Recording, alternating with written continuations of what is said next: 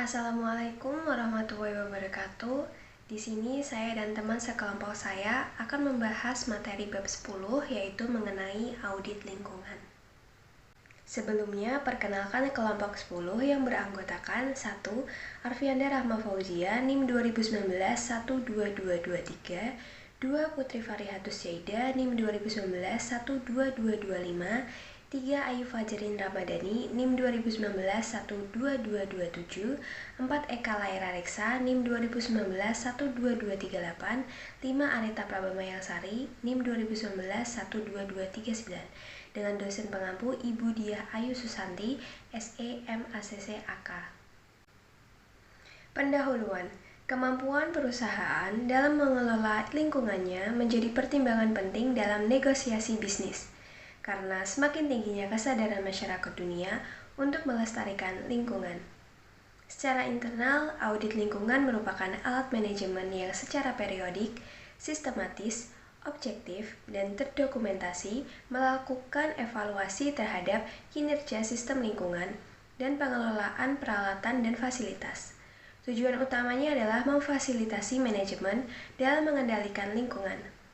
Audit manajemen lingkungan dapat menyediakan informasi yang bermanfaat untuk membantu perusahaan menemukan standar kinerja lingkungan dan menjadi terdepan dalam memenuhi persyaratan hukum dalam bidang lingkungan. Fungsi dan manfaat audit lingkungan. Ada beberapa fungsi yang dapat dijalankan melalui audit lingkungan dan manfaat yang diperoleh dari pelaksanaan audit tersebut, yang dapat dikelompokkan dalam beberapa bidang berikut. 1. Bidang manajemen, 2. Bidang keuangan, 3. Bidang hukum, 4. Bidang pelatihan, dan 5. Bidang pelaporan. 1. Bidang manajemen. 1. Menunjukkan komitmen nyata untuk meningkatkan kinerja lingkungan organisasi. 2. Dapat digunakan sebagai dasar untuk mengembangkan kebijakan manajemen lingkungan atau usaha untuk memperbaiki rencana saat ini. 3. Mengidentifikasi resiko dan dampak lingkungan review terhadap pengendalian manajemen dan sistem yang berkaitan dengan kewajiban dan resiko lingkungan, baik yang telah berlalu maupun saat ini. 4. Review proses dan prosedur operasi pabrik atau standar aktivitas lingkungan saat ini terhadap operasi dan prosedur manajemen lingkungan perusahaan, termasuk rencana respon terhadap keadaan bahaya, sistem monitoring dan pelaporan, serta rencana perubahan di masa depan terhadap proses dan peraturan.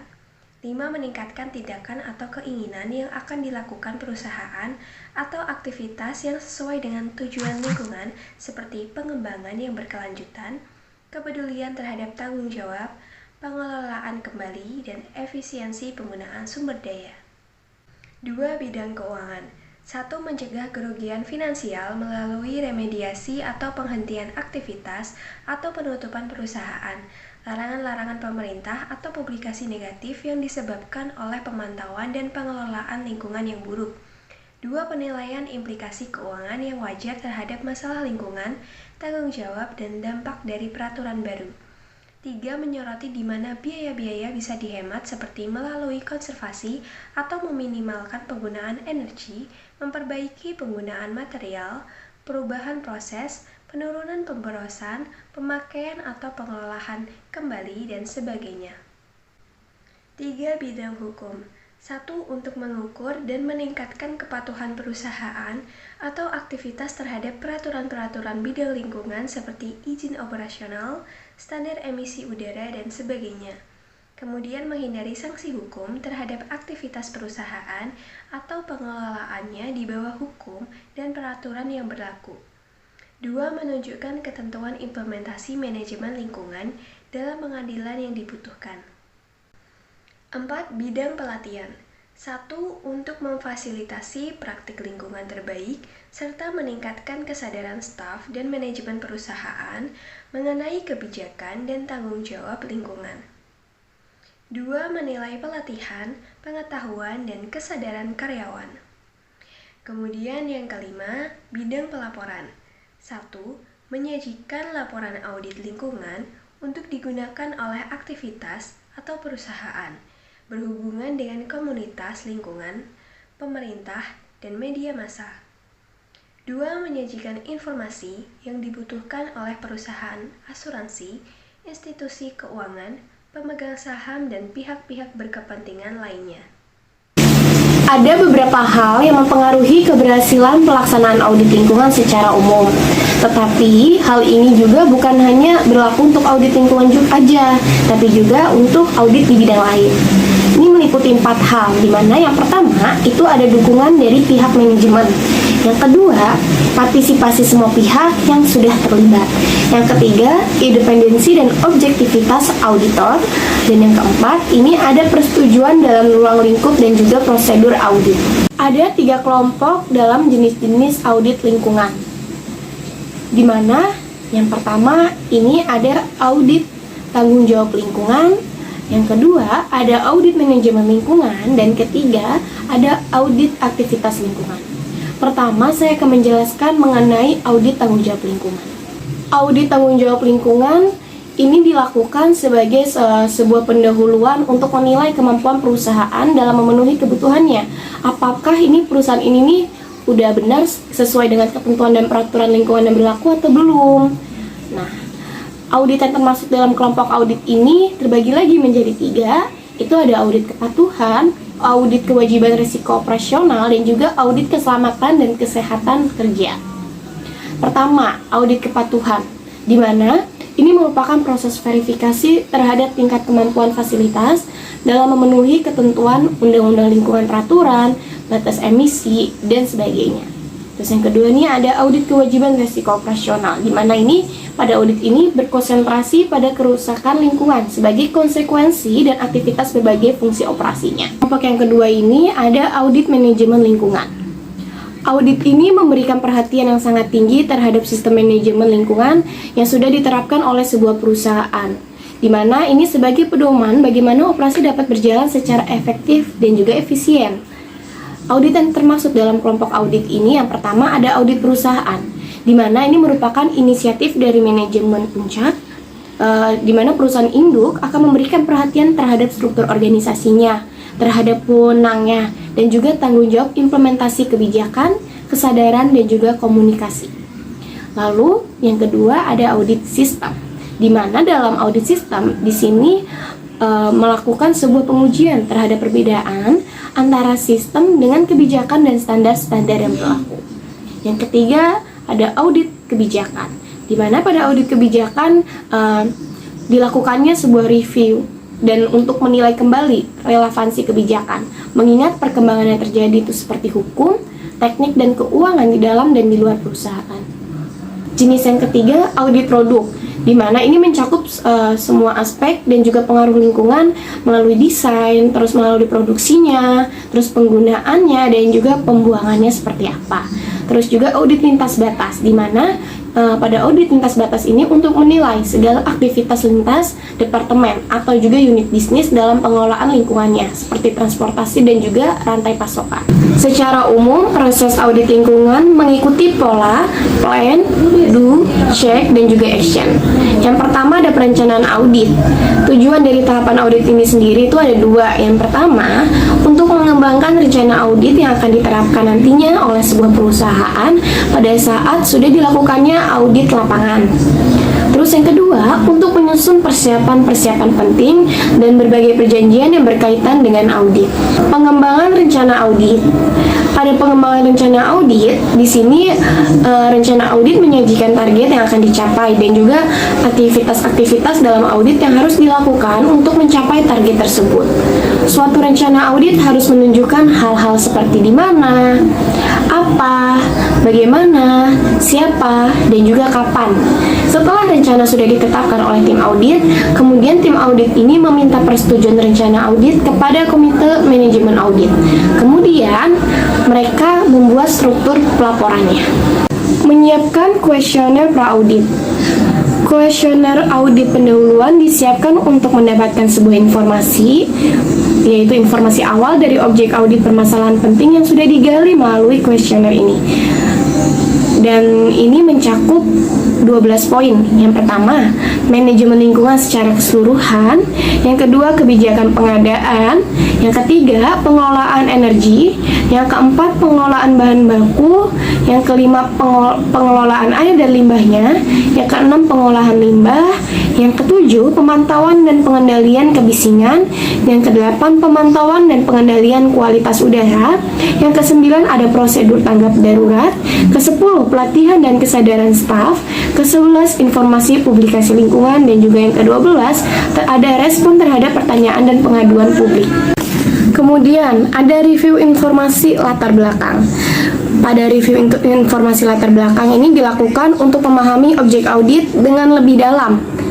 Review ini dilakukan terhadap 5 hal, yaitu ada layout mesin, sejarah perusahaan dan aktivitasnya, terus juga cetak biru perusahaan, struktur organisasi lokasi audit, dan juga panduan dan prosedur kebijakan internal. Terus juga ada review informasi operasional, di mana dalam menilai praktik operasional di lapangan, audit perlu melakukan review terhadap 4 hal. Yang pertama, aktivitas operasional dan deskripsi proses. Kedua, sistem kebijakan, manajemen, prosedur, dan dokumentasi program. Ketiga, ada catatan yang berupa rekaman yang relevan, seperti kepatuhan, pemantauan, pelatihan, pemeliharaan, dan kalibrasi. Dan poin yang keempat ini, informasi relevan lainnya mengenai praktik manajemen lingkungan. Kemudian, melakukan kunjungan lapangan pendahuluan. Kunjungan ini bertujuan untuk menilai apakah informasi latar belakang yang sudah dikumpulkan itu up to date nggak sih, akurat nggak sih. Terus juga bertujuan untuk menindaklanjuti daftar dari jejak audit pendahuluan dan juga mengidentifikasi dan meminta tambahan informasi lapangan jika diperlukan. Lalu, mengkonfirmasi ruang lingkup audit dan juga menentukan kecukupan sumber daya audit. Mengembangkan kuesioner lapangan. Aktivitas ini dilakukan untuk mengembangkan serangkaian kuesioner sesuai dengan tahapan auditnya dan juga untuk mengevaluasi kriteria yang dimana ini untuk menilai beberapa hal. Yang pertama, kepatuhan terhadap peraturan yang dipersyaratkan.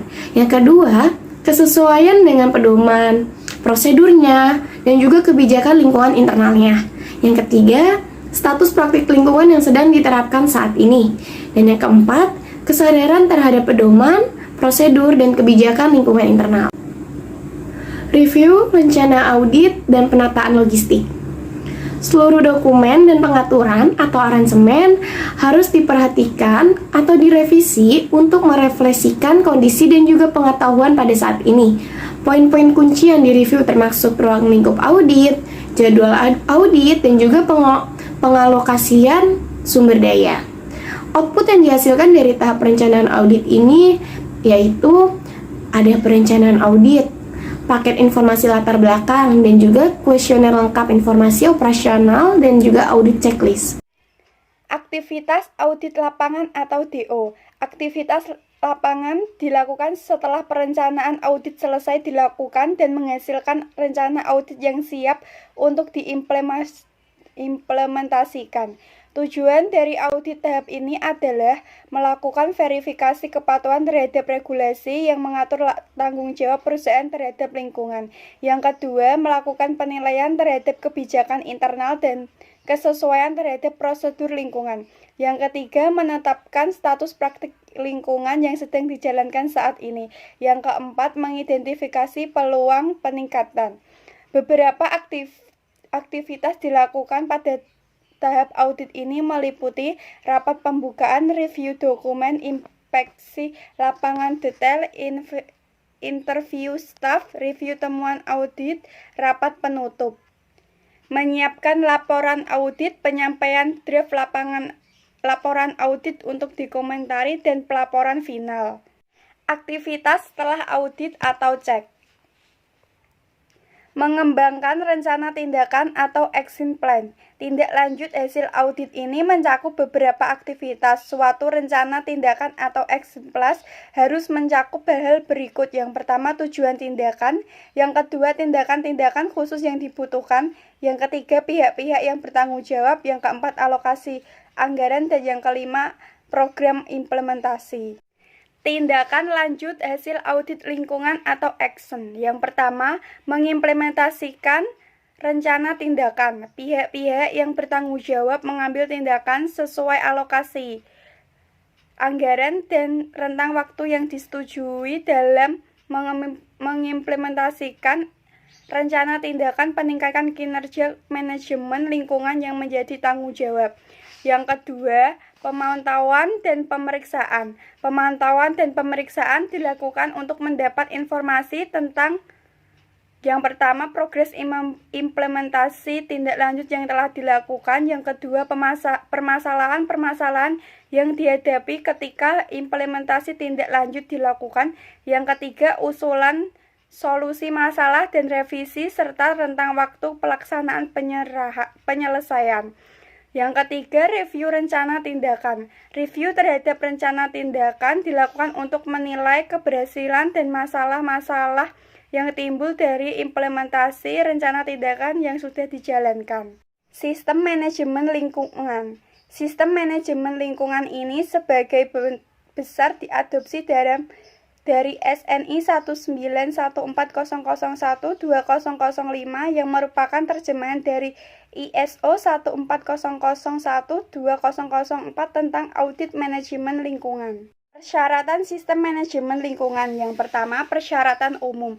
Perusahaan harus menetapkan, mendokumentasikan, menerapkan, memelihara, dan memperbaiki sistem manajemen lingkungan secara berkelanjutan dan menentukan bagaimana perusahaan akan memenuhi persyaratan tersebut. Perusahaan harus menetapkan dan mendokumentasikan lingkup sistem manajemen lingkungan. Standar nasional sistem manajemen lingkungan mensyaratkan perusahaan untuk yang pertama, menetapkan kebijakan lingkungan yang memadai. Yang kedua, mengidentifikasikan aspek lingkungan yang timbul dari kegiatan, produk, dan jasa perusahaan di masa lalu, saat ini, maupun yang direncanakan agar dapat menetapkan dampak lingkungan yang penting. Yang ketiga, mengidentifikasi persyaratan peraturan perundang-undangan yang berlaku dalam persyaratan lain yang diikuti oleh perusahaan. Yang keempat, mengidentifikasi prioritas serta menentukan tujuan dan sasaran lingkungan yang mewadai. Yang kelima, menetapkan struktur dan program untuk menerapkan kebijakan dan mencapai tujuan serta memenuhi sasaran. Yang keenam, memfasilitasi perencanaan, pengendalian, pemantauan, tindakan pencegahan dan perbaikan audit dan review untuk memastikan bahwa kebijakan dipenuhi dan sistem manajemen lingkungan tetap mewadai. Yang ketujuh, mampu menyesuaikan dengan perubahan kondisi. Kebijakan lingkungan.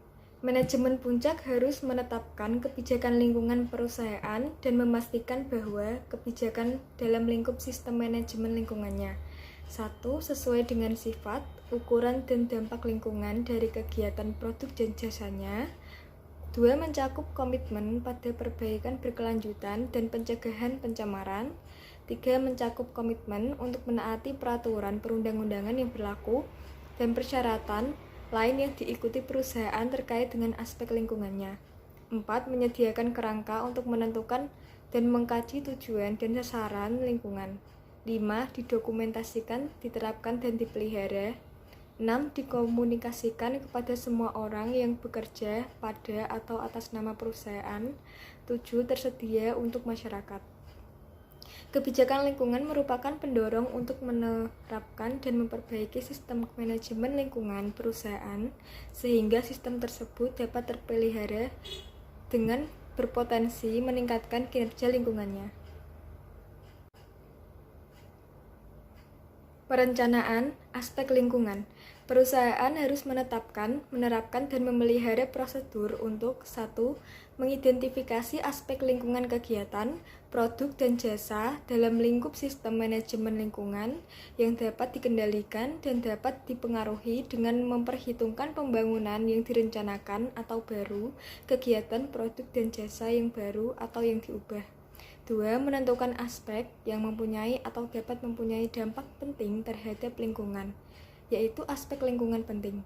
Walaupun tidak ada pendekatan tunggal untuk mengidentifikasi aspek lingkungan, Pendekatan yang dipilih dapat mempertimbangkan hal-hal seperti emisi ke udara, pembuangan ke air, pembuangan ke tanah, penggunaan bahan baku dan sumber daya alam, penggunaan energi, pancaran energi seperti panas, radiasi, getaran, atau sebagainya, limbah dan produk samping, atribut fisik seperti ukuran, bentuk, warna, dan penampilan. Untuk penentuan aspek lingkungan penting juga harus mempertimbangkan aspek-aspek yang berhubungan dengan kegiatan produk dan jasa, yaitu 1. Desain dan pengembangan, 2. Proses manufaktur, 3. Pengemasan dan transportasi, 4. Kinerja, lingkungan, serta aktivitas para kontraktor dan pemasok, 5. Pengelolaan limbah, 6. Ekstraksi dan distribusi bahan baku dan sumber daya alam, 7. Distribusi, penggunaan dan akhir pakai produk, 8. Kehidupan di alam dan keanekaragaman hayati. Persyaratan peraturan perundang-undangan lainnya. Perusahaan harus menetapkan, menerapkan, dan memelihara prosedur untuk hal-hal berikut. 1. Mengidentifikasi dan memperoleh informasi tentang persyaratan peraturan perundang-undangan yang berlaku dan persyaratan lainnya yang diikuti perusahaan terkait dengan aspek lingkungan. Persyaratan perundang-undangan tersebut mencakup A. Persyaratan peraturan perundang-undangan nasional dan internasional, B. Persyaratan peraturan perundang-undangan provinsi atau departemen, C. Persyaratan perundang-undangan pemerintah setempat. Sementara persyaratan lain yang dapat diikuti oleh perusahaan mencakup A. Perjanjian dengan pihak pemegang otoritas, B. Perjanjian dengan pelanggan, C. Panduan yang bukan peraturan, D. Komitmen ekolabel atau layanan produk yang bersifat sukarela, E. Perjanjian dengan kelompok masyarakat atau lembaga swadaya masyarakat, F. Komitmen perusahaan kepada masyarakat, G. Persyaratan-persyaratan perusahaan. 2. Menentukan bagaimana persyaratan tersebut berlaku terhadap aspek lingkungannya. 3. Tujuan, sasaran, dan program. Tujuan dan sasaran harus spesifik, dapat diukur bila memungkinkan, dan konsisten dengan kebijakan lingkungannya. Lalu program tersebut harus mencakup 1. Pemberian tanggung jawab untuk mencapai tujuan dan sasaran, fungsi dan tingkatan yang sesuai dengan perusahaan tersebut. 2. Cara dan jangka waktu untuk mencapai tujuan dan sasaran tersebut. Penerapan dan operasi, sumber daya, peran, tanggung jawab, dan kewenangan. Manajemen harus memastikan ketersediaan sumber daya yang diperlukan untuk menetapkan, menerapkan, memelihara, dan meningkatkan sistem manajemen lingkungan. Sumber daya termasuk sumber daya manusia dan keterampilan khusus, sarana operasional, teknologi, dan sumber daya keuangan. Peran tanggung jawab dan kewenangan harus ditentukan, didokumentasikan, dan dikomunikasikan guna memfasilitasi manajemen lingkungan yang efektif. Manajemen puncak perusahaan harus menunjuk 1 orang atau lebih wakil manajemen tertentu yang tidak bergantung pada tanggung jawab lainnya, yang harus mempunyai peran, tanggung jawab, dan kewenangan yang telah ditetapkan untuk A. Memastikan bahwa sistem manajemen lingkungan ditetapkan, diterapkan, dan dipelihara sesuai dengan persyaratan standar yang berlaku. B. Melapor kepada manajemen puncak mengenai kinerja sistem keuangan lingkungan untuk kajian termasuk rekomendasi perbaikan. Pada organisasi besar atau kompleks, mungkin terdapat lebih dari 1 orang wakil manajemen yang ditunjuk. Sementara pada perusahaan skala kecil atau menengah, tanggung jawab tersebut dilaksanakan oleh 1 orang. Kompetensi, pelatihan, dan kesadaran. Perusahaan harus memastikan bahwa setiap orang yang bertugas untuk atau atas nama perusahaan yang berpotensi menyebabkan 1 atau lebih dampak lingkungan penting yang diidentifikasi mempunyai kompetensi yang berasal dari pendidikan, pelatihan, atau pengalaman yang memadai, dan perusahaan harus menyimpan rekaman yang terkait dengan kompetensi tersebut. Di samping itu, perusahaan juga harus mengidentifikasi keperluan pelatihan yang terkait dengan aspek lingkungan dan sistem manajemen lingkungan. Perusahaan harus memberikan pelatihan atau cara lain untuk memenuhi keperluan tersebut dan menyimpan rekaman terkait. Perusahaan harus menerapkan dan memelihara prosedur untuk memastikan orang yang bekerja untuk atau atas nama perusahaan memahami tentang 1. Pentingnya kesesuaian dengan kebijakan lingkungan dan prosedur serta dengan persyaratan sistem manajemen lingkungan. 2. Aspek lingkungan penting dan dampak yang nyata atau potensial terjadi yang terkait dengan pekerjaannya dan manfaat peningkatan kinerja perorangan terhadap lingkungan. 3. Peran dan tanggung jawab mereka dalam mencapai pemenuhan persyaratan sistem manajemen lingkungan. 4. Akibat yang mungkin terjadi bila prosedur tidak dilaksanakan. Komunikasi berkaitan dengan aspek lingkungan dan sistem manajemen lingkungan, perusahaan harus menerapkan dan memelihara prosedur untuk 1. Komunikasi internal antara kegiatan dan fungsi yang beragam di perusahaan. 2. Menerima, mendokumentasikan, dan menanggapi komunikasi yang terkait dari pihak eksternal yang berkepentingan. Perusahaan harus memutuskan apakah akan melaksanakan komunikasi kepada pihak eksternal mengenai aspek lingkungannya yang harus mendokumentasikan keputusan tersebut. Adalah dokumentasi sistem manajemen lingkungan harus mencakup yang pertama kebijakan, tujuan, dan sasaran lingkungan, yang kedua penjelasan lingkup sistem manajemen lingkungan, yang ketiga penjelasan unsur-unsur utama sistem manajemen lingkungan dan keterkaitannya serta rujukan dokumen terkait, yang keempat dokumen termasuk rekaman yang diisyaratkan oleh standar ini, yang terakhir adalah dokumen termasuk rekaman yang ditentukan oleh perusahaan sebagai dokumen penting untuk memastikan perencanaan operasi dan pengendalian proses secara efektif yang terkait dengan aspek lingkungan penting. Selanjutnya, catatan dokumentasi sistem manajemen lingkungan dapat berbeda antara satu perusahaan dengan perusahaan lainnya, tergantung pada ukuran dan jenis perusahaan, kegiatan, produk atau jasanya, kompleksitas proses dan interaksinya, dan yang terakhir adalah kompetensi personel. Contoh-contoh dokumen mencakup yang pertama pernyataan kebijakan, tujuan, dan sasaran, yang kedua informasi mengenai aspek lingkungan penting, yang ketiga prosedur, yang keempat informasi mengenai proses, yang kelima struktur organisasi, yang keenam standar internal eksternal, ketujuh rencana kedaulatan, dan yang terakhir adalah rekaman. Berikutnya, pengendalian dokumentasi. Dokumen yang diperlukan oleh sistem manajemen lingkungan harus dikendalikan. Perusahaan harus menetapkan, menerapkan, dan memelihara prosedur. Yang pertama, menyetujui dokumen sebelum diterbitkan. Yang kedua, menyetujui memutakhirkan seperlunya dan menyetujui ulang dokumen. Yang ketiga, memastikan agar dokumen dan status revisi dokumen terakhir dapat diidentifikasi. Yang keempat, memastikan agar versi dokumen yang berlaku tersedia di tempat penggunaan. Yang kelima, memastikan agar dokumen tetap terbaca dan dapat mudah diidentifikasi. Yang keenam, memastikan agar dokumen yang berasal dari pihak eksternal yang ditetapkan oleh perusahaan sebagai dokumen penting untuk perencanaan dan operasi sistem manajemen lingkungan yang diidentifikasi dan penyebaran dikendalikan. Yang terakhir adalah mencegah penggunaan dokumen kadaluarsa dan menerapkan identifikasi yang sesuai pada dokumen tersebut bila masih disimpan untuk maksud tertentu. Selanjutnya, pengendalian operasional. Perusahaan harus mengidentifikasi dan merencanakan operasi yang terkait dengan aspek lingkungan penting yang telah diidentifikasi sesuai dengan kebijakan, tujuan, dan sasaran lingkungan agar operasi tersebut dilaksanakan pada kondisi tertentu dengan menetapkan, menerapkan, dan memelihara prosedur terdokumentasi untuk mengendalikan situasi yang tidak sesuai dengan kebijakan, tujuan, dan sasaran lingkungan apabila prosedur tersebut tidak ada.